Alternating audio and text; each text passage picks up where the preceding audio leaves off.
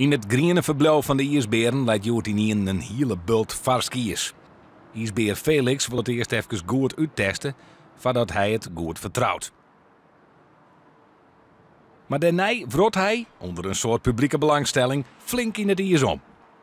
Ja, hij is lekker aan het zoeken en dat doen ze overdag. Normaal bij ons verstoppen wij ook regelmatig het voer. We bieden het voer ook vaak op een andere manier aan. Zodat ze ervoor moeten zoeken, zodat ze hun best moeten doen, zodat ze uitgedaagd worden. Net als in de natuur. En hij is nu lekker aan het zoeken.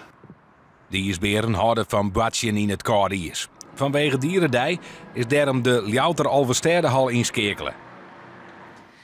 Ik verzoek bellen us, maar het verzoek om wat leuks te doen voor hun ijsberen. En wij moesten dan wezen bij een ijshal, dus we gaan zijn, daar kunnen we wat mee, we gaan wel snieën, dus dan kunnen we ze trakteren. Het ijs is joerd toch Sambonis van de baan helle. Met kilo's tegelijk is het in een grote vrachtwijnladen en naar het beste park bracht. En daar valt op dat het maar één van de ijsberen is die hem in het ijs weegt. Maar op dit moment is Felix, onze grote volwassen ijsbeer, aan de beurt. En die laat wel even heel duidelijk zien dat hij de baas is. En Nanu, de wat kleinere ijsbeer, die mag hopelijk straks erbij.